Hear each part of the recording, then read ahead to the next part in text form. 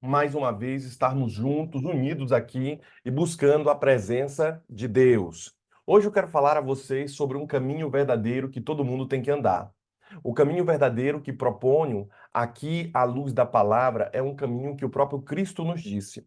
E a mensagem de hoje tem como texto base João, capítulo 14, versículo de 5 ao 6, né? O livro de João, ele é conhecido porque ele fala sobre a luz do evangelho, né? Ele fala sobre a luz que nos ilumina. João, capítulo 14, versículo de 5 ao 6 diz assim, ó: Jesus conforta os discípulos. Então, se você precisa de conforto, saiba que essa palavra é para você também. Se você quiser confortar alguém, também saiba que essa palavra é uma mão na roda para aqueles que estão sofrendo. João, capítulo 14, versículos 5 e 6 diz assim: Disse-lhes Tomé: Senhor, não sabemos para onde vais. Como saber o caminho? Respondeu-lhe Jesus: Eu sou o caminho, a verdade e a vida. Ninguém vem ao Pai senão por mim. Então, vamos parar por aqui?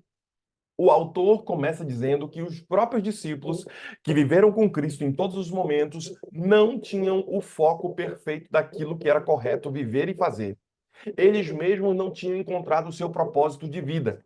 Talvez esteja falando com algum cristão que esteja conosco aqui, algum irmão, que mesmo sendo crente de muitos anos, ainda não encontrou o seu propósito de vida. Ainda não sabe para onde deve ir. Alguns fazem algumas perguntas, como: o que Deus quer que eu faça, por exemplo?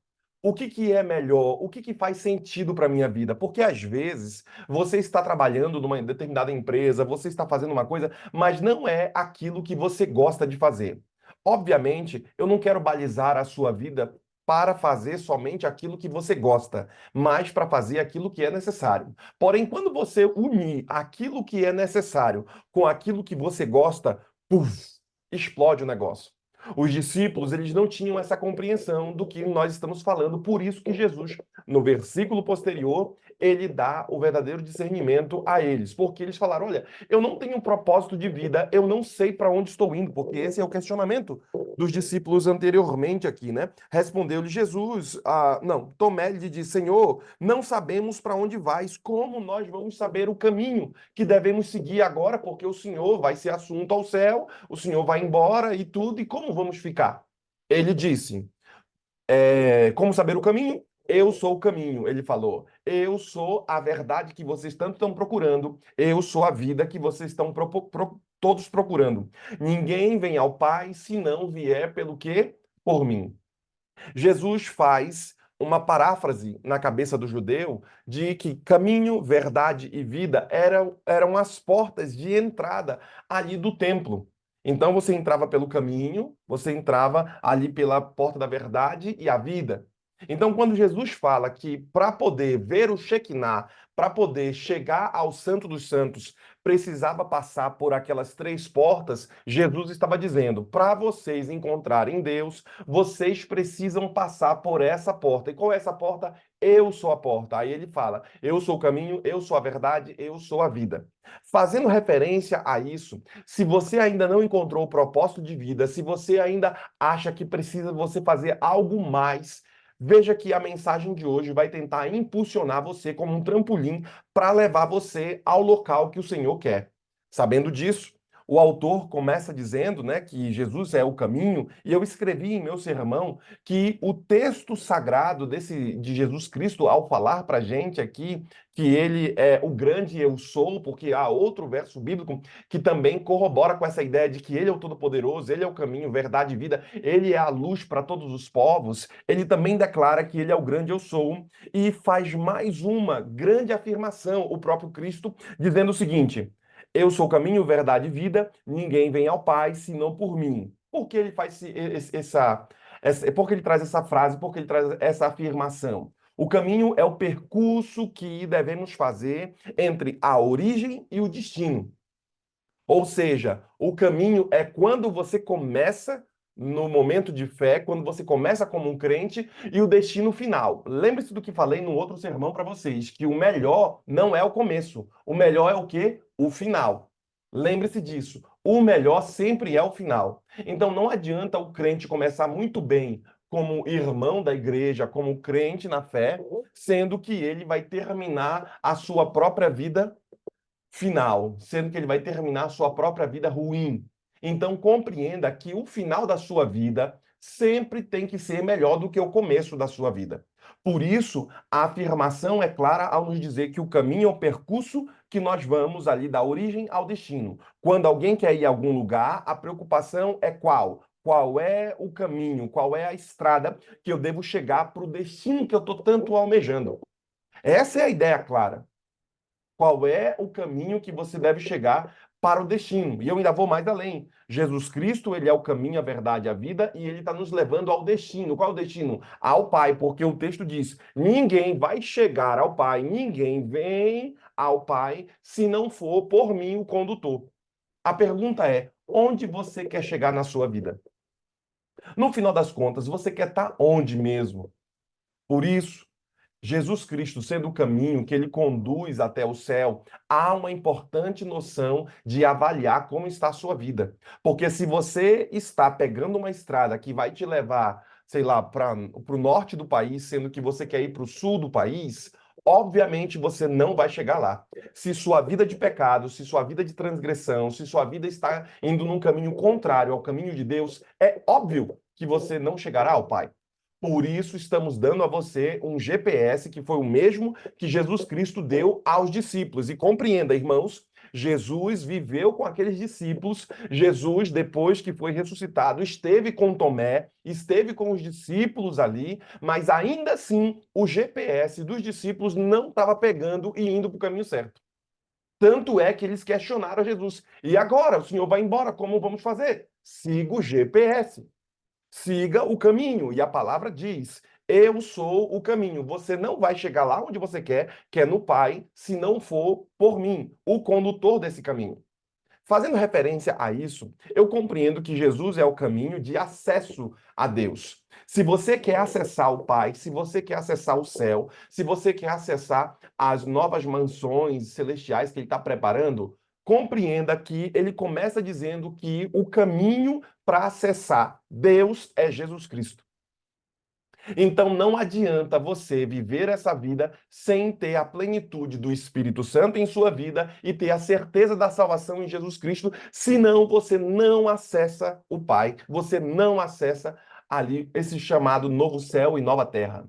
De acordo com Gênesis aqui, que a gente estabelece, Gênesis capítulo 3, versículo 24, após os dois, o casal, né, serem expulsos ali do Éden por causa do pecado, compreenda que o homem ainda teve o caminho da árvore da vida bloqueado por Deus. O homem teve para que o pecado não fosse eterno, porque a árvore da vida daria fonte eterna a eles. Por isso, Hebreus capítulo 10, versículo 19 ao 22, está escrito que Jesus Cristo inaugurou um novo caminho de acesso a Deus por meio do sangue derramado de Jesus Cristo por nossos pecados.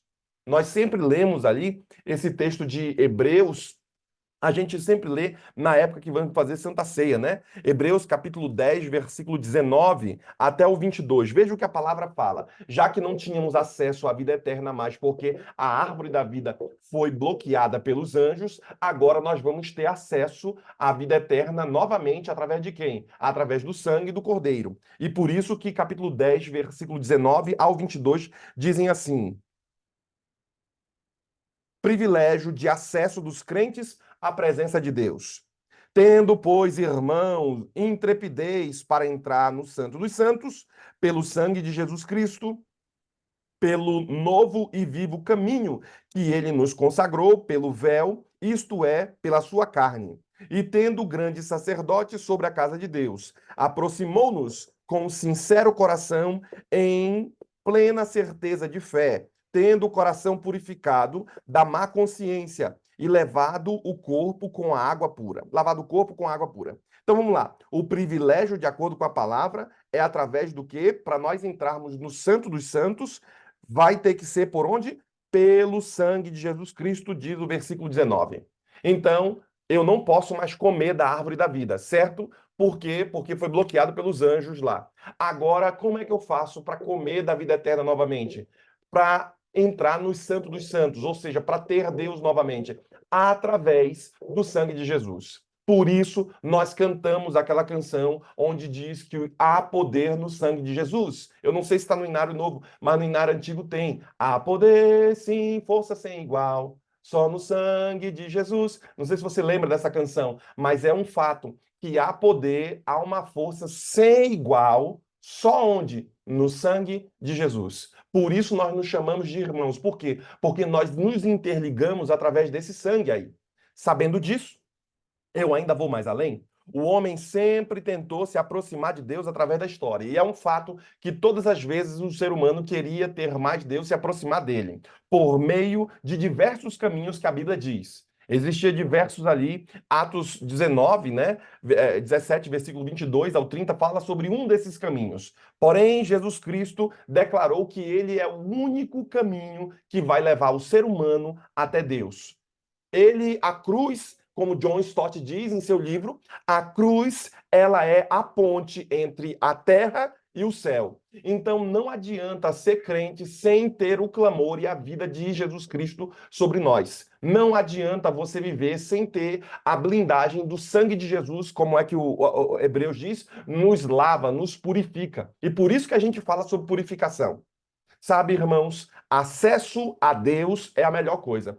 Eu sei, talvez eu fale uma bobeira aqui na sua perspectiva, mas eu lembro que Salomão, ele fez um pedido extraordinário. Ele pediu sabedoria a Deus. Eu tenho pedido muito sabedoria.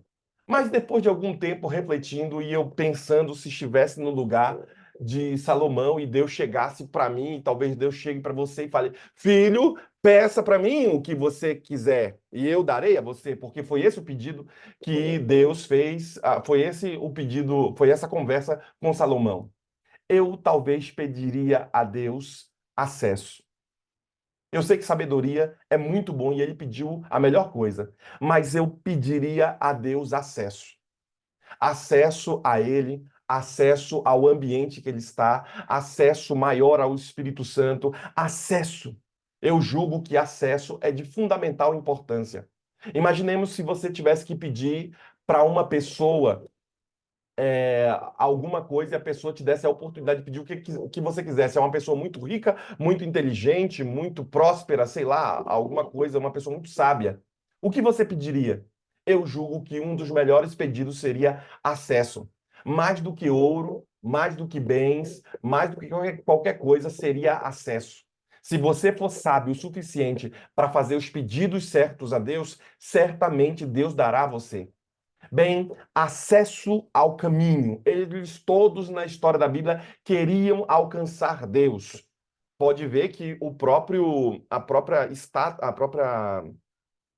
torre que foi construída de Babel, né? Aquela torre de Babel foi construída como uma espécie de ter acesso a Deus. Eu vou subir aos céus e sentarei no trono de Deus. Outro personagem bíblico também quer sentar no trono de Deus para ter acesso à divindade. Perceba que ao longo da história, quer sejam pessoas más que utilizaram de forma errada, quer sejam pessoas boas, elas quiseram o quê? O acesso. O problema está que quando você acessa e quando olhamos ali as pessoas de Deus acessando Deus ou uma parte do Senhor, elas não aguentavam porque a sua própria carne não lhe permitia ter esse acesso. Lembre-se, por exemplo, de Moisés, que quis ter acesso a Deus, ver Deus. Ele viu o rosto, a glória de Deus de relance e ficou cego, e no mesmo momento ali, a sua glória, o rosto de Moisés, ficou brilhando durante 40 dias. Sabe, irmãos, tiveram que colocar um véu porque as pessoas não conseguiam olhar para o rosto de Moisés. É um fato de que as religiões modernas elas tentam enganar o homem dizendo que todos os caminhos levam o homem a Deus. Você vai numa religião, todas as religiões dizem ser religiões verdadeiras. Todas as religiões dizem que vão ter acesso a Deus. Todas as religiões dizem que você será salvo, purificado de alguma forma. O problema está que será que todos esses caminhos vão de fato levar a Deus? Esse é um questionamento. Por quê? Porque hoje estão misturando muito as pregações modernas de hoje, estão misturando muito coisas de empresa, coisas da vida comum, social, com as coisas de Deus, como uma espécie de acessar Deus. Por isso, eu quero que você compreenda, querido irmão, que essas religiões, ao fazerem isso, elas estão errando. Por quê? Porque a Bíblia é categórica em dizer que não há salvação em nenhum outro, porque abaixo do céu não existe nenhum outro nome dado entre os homens pelo qual importa que sejamos salvos. Diz Atos capítulo 4, versículo 12. Não tem outra forma de você se salvar se não for pelo caminho de Jesus Cristo. E por isso eu renovo essa força em você, querido irmão crente que está conosco. Eu renovo essa força em você para que você pare de pensar que haverá solução nas coisas humanas. Pare de pensar que haverá solução no voto. Pare de pensar que haverá solução nos recursos financeiros. Pare de pensar que haverá solução em coisas terrenas. Por quê? Porque a solução deste mundo será uma pedra jogada de fora do planeta que vai derrubar toda a estátua, vai derrubar ali todos os governos humanos. Então, a solução não se dará em coisas humanas. Por isso, estamos todos os dias proclamando a vocês que precisamos buscar mais a presença do Senhor, a presença do Espírito, para quê? Para acessarmos Deus, para termos a plenitude de vida que somente Cristo oferece ao ser humano, que é o que de fato o ser humano procura. Todos nós procuramos, no final da coisa, o quê? Como é que o texto bíblico diz? Vocês procuram coisas boas, caminhos de paz, mas vocês encontram caminhos ruins. Por quê? Porque o caminho que vocês estão indo não vai dar o caminho de paz que vocês procuram. Portanto, eu percebo aqui, ainda vou mais além, me aprofundando, à luz do grande conflito que nós lemos aqui com vocês, o catolicismo romano engana as pessoas ao afirmar que Maria é a mediadora entre Deus e os homens. Isso é um erro teológico.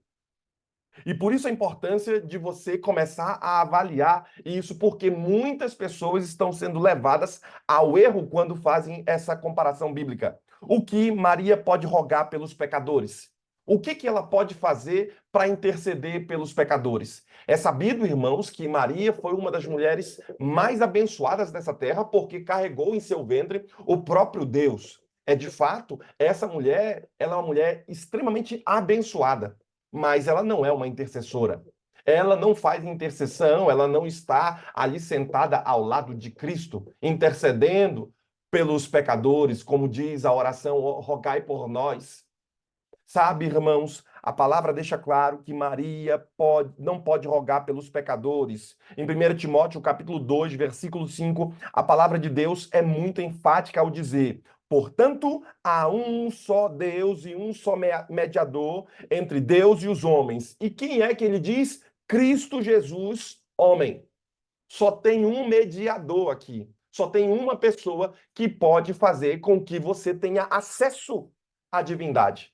Então, eu acho bom você começar a clamar por Cristo em sua vida.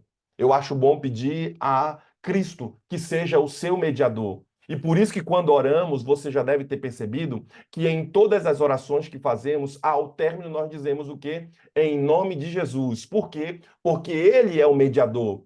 Ele é aquele que vai fazer a mágica acontecer. Ele é aquele que vai fazer a mudança acontecer. Tudo que proclamamos, o fazemos não em nosso nome, porque não há poder em nosso nome, mas há poder em nome de Cristo. Compreenda que a divindade vencerá o maligno de que forma? Não na força bruta. Por quê? Porque não há guerra entre Deus e o inimigo. Por quê? Porque ele é uma criatura e Deus é uma divindade. Como é que Deus vai fazer para vencer o inimigo? Somente com o seu caráter, somente com a sua própria lembrança, somente ao estudar, somente proclamar o nome, já começa a amedrontar o inimigo. Como Deus é tão poderoso, que a sua oração, ao proclamar o nome de Jesus Cristo, começa a fazer tremer o inferno. Você começa a saquear o inferno quando você está em nome do Senhor. Quem segura? Como diz a oração, como diz o texto bíblico, agindo Deus, quem impedirá? Quem é que vai impedir? Quem tem poder para isso? Então, somente a mera lembrança da divindade amedronta o inimigo. Por isso a importância de você ter a divindade em si. Quando a Bíblia declara que o seu corpo é templo do Espírito, o seu corpo é templo da divindade, você vai andar com uma blindagem, você vai andar com a cavalaria do céu. Os anjos do Senhor acampam ao redor daqueles que o amam e o temem e os livra, diz a palavra. Portanto, eu percebo que à luz do que Tomé perguntou e a dúvida que ele tinha, qual é o GPS que vai me levar até a salvação, que é o que eu busco, vai me levar a uma vida eterna, uma vida plena nessa terra. O que que eu faço? Jesus Cristo diz: o GPS é esse. Eu sou o caminho, então venha para mim, ande no meu caminho. Eu sou a verdade, não é na mentira que você vai encontrar Deus. Eu sou a verdade, busque essa verdade, e essa verdade encontra-se na palavra. Eu sou a vida. Se você está morto, se você tem morte em sua vida, quer seja morte espiritual, morte financeira, morte intelectual, morte em qualquer área da sua vida, Jesus Cristo é a energia, é a força, é a vida que vai ligar você todo novamente. Vai te trazer plenitude novamente. Portanto, a palavra deixa claro que Jesus Cristo é o único que te traz novamente essa luz. Jesus Cristo não só é o único que te leva no caminho de acesso a Deus, mas Jesus Cristo também é o caminho da verdadeira vida. Eu falo de vida porque tem uma galera procurando viver mais e melhor. Tem uma galera querendo ter mais vida. E como fazer para ter mais vida se não for pelo caminho de Cristo? Veja que o próprio Cristo faz uma declaração para você. E declaração da divindade nunca é coisa para se levar de forma leviana. Se a divindade está fazendo uma declaração para você nessa manhã, eu, se fosse você, ouvia atentamente. Jesus Cristo é o caminho da verdadeira vida. Porque tem gente que está vivendo, mas não está vivendo, está sobrevivendo. Tem gente que não tem plenitude de vida em seu próprio lar, não é feliz nessa terra, não está bem nessa terra. Por quê? Porque não se encontrou de fato verdadeiramente com Cristo. Tem gente que é crente da igreja, e eu vou tocar na sua ferida, é crente na igreja, está frequentando a igreja, mas não serve o Deus da igreja, mas não tem o Deus em si. Não tem ele consigo. E eu já vi muitos assim falam e fazem, mas não vivem, não têm, não podem dar bênção porque eles mesmos não as têm em sua vida. Sabendo disso, se ele é o caminho da verdadeira vida, somente ele pode oferecer essa vida plena a nós. Ele mesmo chegou a fazer a seguinte afirmação: eu vim para que vocês tenham vida e a tenham em abundância, de João capítulo 10, versículo 10.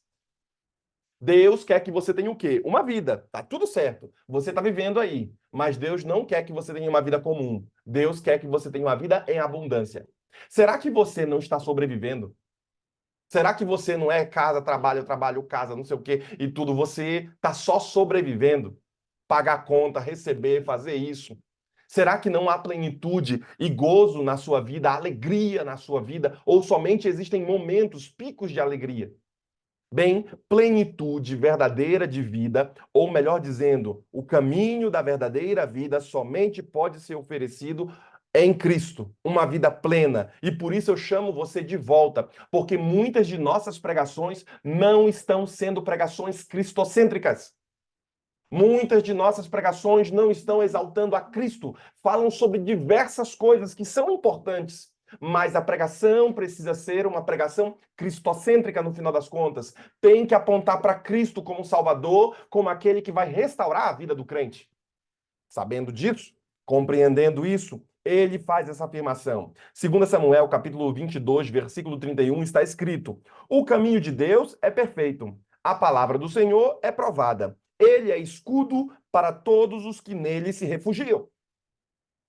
Jesus Cristo é o caminho da verdadeira vida. E ele é um escudo para todo mundo que se refugiar nele. Ele é perfeito, então em Deus posso me tornar perfeito. A palavra do Senhor, ela é provada nele mesmo. Portanto, perceba, irmão, que ele é escudo para quem confiar. Se você entender a palavra de hoje, se esconda em Deus. Ele é um escudo poderoso para destruir os dados inflamados do inimigo. Sua fé garantirá isso. Então comece a exercitar a sua vida, sua fé em Cristo, vivendo nele, andando nele, tendo a verdade dele, porque senão você não terá nem vida e você nem chega ao Pai. seu GPS te levará para o lugar errado. Por quê? Porque as forças humanas, o caminho humano, são caminhos de morte. Hoje eu proponho que a minha mensagem seja uma mensagem mais cristocêntrica, buscando levar você mais para o centro do que a Bíblia quer. Eu poderia falar sobre diversos itens da Bíblia, mas hoje eu quero falar a você sobre o âmago da palavra. Cristo é o centro da Bíblia. Cristo é o centro da palavra e sua salvação que nos dá. Por isso a Bíblia diz: Salmo 25, versículo 8 está escrito: Bom e reto é o Senhor, por isso aponta o caminho aos pecadores. Se Deus e Jesus Cristo é bom e ele é reto, ele está fazendo o quê? Apontando o caminho para os pecadores andarem. Este caminho, andai por ele. Ande na verdade, ande no caminho, ande na vida, porque você vai me encontrar nesse processo e você também vai chegar ao Pai. Compreenda, irmãos, que melhor do que saber é estar no processo. Melhor do que ter um entendimento é ter um ambiente preparado para que você esteja nesse ambiente. Toda vez eu falo do negócio de ambiente, por quê, irmãos? Porque compreenda que se você quer deixar de beber e você fica andando com gente que bebe, você corre sérios riscos de continuar bebendo. Se você quer deixar de fumar e você fica andando com pessoas que fumam, você corre sérios riscos de continuar fumando. Por quê? Porque o ambiente te prende naquilo. Se você não consegue voar, talvez é porque as suas amizades sejam de pessoas que também nunca voaram. É sabido disso. Então, mude o ambiente, porque a palavra assim declara: quando bom e reto ao Senhor, ele aponta o caminho aos pecadores, ou seja, tira você desse ambiente ruim e te mostra o caminho certo a andar. A palavra ainda continua dizendo, Isaías capítulo 30, versículo 21, diz o seguinte: quando te desviares para a direita e quando te desviares para a esquerda, os teus ouvidos ouvirão atrás de ti uma palavra dizendo: este é o caminho, andai por ele, diz a Bíblia. Quando você estiver num caminho tortuoso, quando você estiver indo por caminhos que não fazem sentido nem para a sua vida, nem para o crente que você julga ser, Deus vai falar uma vozinha atrás de você. Sai daí. O que é que você está fazendo nesse tipo de relacionamento? O que é que você está fazendo nesse tipo de ambiente? Sai daí, aí não é lugar para você estar. Vai haver uma voz, de acordo com a palavra, diz: se desviar para a esquerda ou para a direita, os teus ouvidos ouvirão atrás de ti uma palavra dizendo: este é o caminho, andai por ele. Deus está falando com você hoje. Este é o caminho, andai por ele. Volte para casa, volte para Jesus Cristo. Volte para o centro da Bíblia. Viva por ele, porque cantamos em nossas canções. Ande por ele. Pregue por ele, porque ele é o único digno. O Cordeiro é digno de abrir os livros. Ele é o único digno. Por isso, Jesus Cristo não somente é o caminho, a verdade e a vida, porém, irmãos, muitas pessoas ainda estão na mesma dúvida de Tomé. O mundo ainda tem uma dúvida. Qual é o caminho, qual é a igreja, qual é o ambiente que eu devo andar que vai me levar até Deus? Talvez você conheça algumas pessoas assim, que ainda estão no processo de saber. Por quê? Porque elas estão indo por outros caminhos buscando a felicidade. Se perguntarmos qualquer pessoa, eles vão dizer: não, eu estou buscando a felicidade. Por isso eles estão indo por esses caminhos que o coração deles gostam. Mas não será o caminho que levará eles a terem a felicidade. Porque felicidade plena é só quando Jesus está conosco. A embaixada do céu pode ser quando Jesus está aqui dentro de casa, dentro de nossa vida, se torna um lugar santo. O céu só é céu porque Jesus lá está. Se Jesus Cristo não estiver no céu, o céu não vai ser céu. Pode ter rua de ouro, pode ter maçaneta de cristal, pode ter qualquer coisa. Não faz sentido o céu, por quê? Porque a corrupção humana voltará. O céu só é céu se Jesus lá estiver. Estamos indo para lá não por causa das bênçãos que temos, que vamos ter e que temos hoje. Estamos indo para lá por causa de uma pessoa, Jesus Cristo, o único digno. Por isso, o centro da minha mensagem é levar você a saber qual é o caminho, porque tem uma galera que não sabe qual é o caminho ainda. O centro da minha mensagem é fazer com que você categorize que Jesus Cristo, ele é o único caminho. Nas categorias de caminhos da sua vida, para o trabalho, para a vida, para estudo, para namoro, para relacionamento, qualquer coisa, você vai colocar as categorias, mas só tem um caminho que vai levar você ao que você realmente quer: Jesus Cristo. o centro da palavra. Que Deus abençoe você, que o Espírito Santo esteja sobre sua vida e que haja graça, haja plenitude, haja vitória sobre você. Nós teremos uma oração agora. Na realidade, serão três orações. Dessas três orações que nós vamos ter aqui, nós temos a Marta Alves, que estará orando por seus 5 nomes. Teremos também a Deni Santana, que também estará orando por seus 5 nomes. E também teremos a Regina Barbosa, minha sogra, que também estará orando pelos 5 nomes. Por isso, se una a nós em oração, pois o Senhor irá falar com você. Vamos orar.